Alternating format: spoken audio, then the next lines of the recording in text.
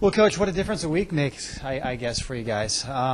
First question, I guess, what kind of happened with the team? It was looking real good a week ago, and then a couple stumbles here in the last two games. Yeah, I really feel like it was probably the most challenging week we've had in many aspects. I think that we kind of hit the wall physically a little bit last week. Really tried to play through a lot of stuff, and a really banged up team. Stuff that we don't release, stuff we don't talk about. We got a lot of sickness. We got a lot of hurt ankles and hurt wrists and hurt ribs and hurt hips. But the point that we're trying to get through to our team that the opponents don't care really about our physical status or mental status. Obviously, we really took a thumping at Santa Barbara and thought we could bounce back and play a good game against Bakersfield. I thought the exception of the first 5 to 7 minutes where we just couldn't get unloaded. Defensively, our transition, our zone was very poor. Then we went back to man-to-man. I think that we kind of woke up and looking at some stats and kind of where we're at. So what we're trying to do is learn from this week and kind of reload. Unfortunately, we're going into probably the eye of the storm, or not the eye of the storm, but probably the thickest part of the storm coming up. 11. I was looking at some of our facts. 11 with the notice of Hawaii in the bracket buster game now. But 11 of our next 18 days that teams together, we're going to be on the road. And that's more of a concern to me than what happened last week. What we've got to be able to do is kind of regenerate some energy and regenerate some consistent offense.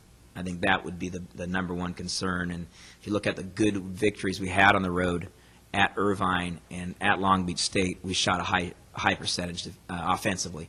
And that really energizes the team defensively and always allows your defense to get set.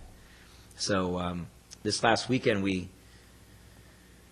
had been averaging 46% from the field. This last two games combined we were at 33%. And so I really think it's the Santa Barbara game. It was very poor ball movement, and then against Santa Barbara we moved the ball much better, but we weren't able to knock down shots. Yeah, I know coaches are always looking forward, but looking back, I mean, you sense that there could be a danger of having losses kind of linger and, teams just not able to kind of let go of those losses, and right. It can kind of snowball. Is there any danger that you fear could happen with this team? Yeah, absolutely. You want to try to move and put them behind you as quick as possible, but still got to learn from them.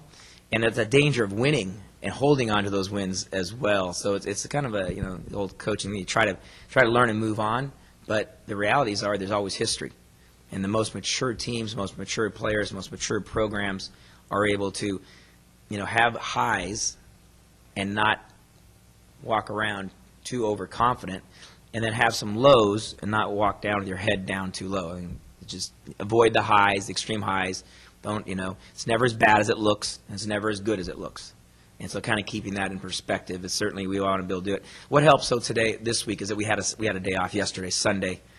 Allows the players to exhale. We have a what we call shooting and conditioning film day today. We don't do contact on Monday. A lot of teaching, talking, a lot of shooting and sweating. And then we still have 2 days to prepare for the next game. So I think that you get 48 hours. It's a little easier to move on from the success of the failures. Were you surprised at all with so much? First, the Santa Barbara game. Were you surprised on how the team came out there, knowing how much was riding on the line? It was a rivalry game, we know that. But second place showdown, and the team just, it was a very rough start. Yeah. Kind of just got away from you very early in that game. And then looking at Saturday's game, were you surprised there that the team didn't bounce back and just get out there and put out a great performance, especially on your home floor? So if you could talk about I was surprised in both circumstances, and I was surprised because of what built up to it. The 2 days prior to Santa Barbara, we had 2 very good practices. Scouting port was very good. Energy was very good. Follow through was very good.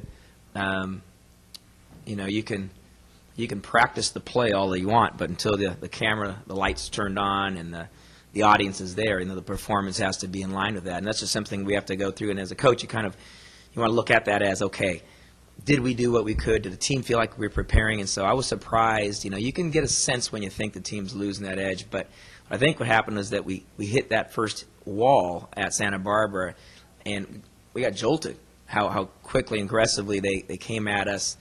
and I thought we settled down, but then we got smacked again. So we were looking for a better, quicker bounce back against Bakersfield, and I thought that we were going to do that. First 5 minutes, again, I thought we were still hanging on to the effects of Santa Barbara. There was a little, little body language droopage that we're saying, no, this is over. We've got to move on and get the spark ready for the next game.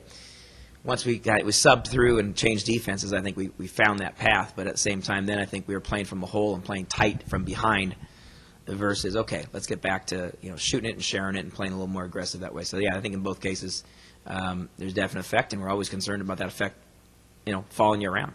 That's kind of my job, trying to cut that effect off, address that effect, and try to find ways to alleviate it. You mentioned this is a crucial part of your schedule for the next 5 out on the road. This week in particular, we'll talk about this week. There always seems to be kind of a turning point in a season. I mean, how important is it for you and the team to kind of stop the bleeding after these 2 losses and get things pointed in the right direction, or the season could, hopefully turn around for you guys here, or it could go the other way? Right, sure. Well, we kind of want to do is go back to the basic and say, we're 5-3 in third place, and kind of look at that and say, okay, how do we keep our head, above the top half of the, stay on the top half of the conference play. So the reality for us is it's 5 of 6 on the road because of the bracket buster game in there as well, and that has an additional concern to us just from a fatigue factor. So we were very concerned about that, and it's going to be something that our maturity of our seniors and everybody kind of pulling together, picking our spots where we can rest, days that we can rest, reload, looking at that. And so we've got to do is I think we've got to find a couple games in there that we're able to sneak them out. We don't expect to go win 4 of the next 5 in a row or 5 of the next 6. That'd be wonderful. But I don't think any coach, unless you're rated in the top 20, expects to go on the road and win 75% of their games. I think the old adage is if you can sneak 1 of 2 on the road and hold your home court.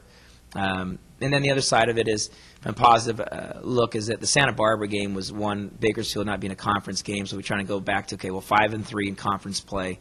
Can we get up there to the Bay Area with the Davis and Pacific teams and see if we can't sneak a victory out of there?